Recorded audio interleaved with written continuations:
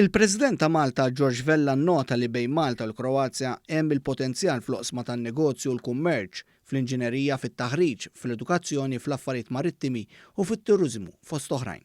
Dan sostniħ waqt żjara statali li qed jagħmel fil-Kroazja waqt taħdidiet li kellu mal-President Kroat Zoran Milanovic.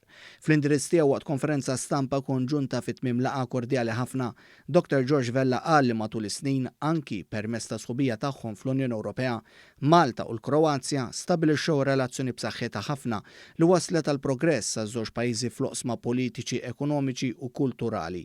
Kemm il-President Malti u dak Kroat iddiskutew l-immigrazzjoni u tennew l-impenn konġunt ta' żewġ pajjiżi Mediterrani biex jiżguraw li l-isfidi attwali bħall-immigrazzjoni kif ukoll l-istabilità u s-sigurtà ma' sħab tal-pajjiżi fin-nofsinhar jingħataw prominenza fl-aġenda Ewropea. Permezz tal-President Vella Malta saħqet ukoll fuq l-importanza li qed tagħti lill-perspettiva Ewropea dwar il-pajjiżi tal-Balkani tal-Punent li qegħdin jimmiraw biex jissieħbu fl-Unjoni Ewropea. Hawnhekk il-President ta' Malta qal li sħubija ta' pajjiżi oħra mill-Balkani fl-Unjoni Ewropea toffri benefiċċji reċiproki.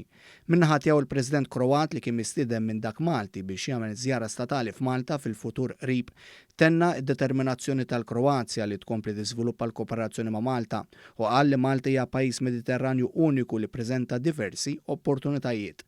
Saħaq li hemm diversi oqsma li fihom il-Kroazja tista' tħares lejn l-aħjar prattiċi ta' Malta u bħala eżempju identifika t-tkabbir ekonomiku, dħul fiż-żona euro u t-turiżmu.